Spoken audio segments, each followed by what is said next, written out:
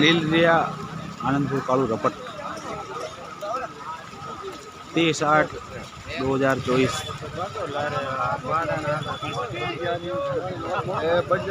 जहाँ पर संत श्री नारायण दास जी महाराज वचन दिया, वहाँ पर नंदी पहुँच चुकी है। ये लीलरिया रपट है।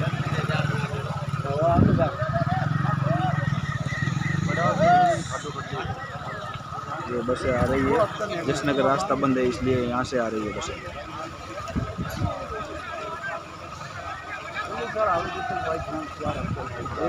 ये पानी नोकड़ा की तरफ जा रहा है।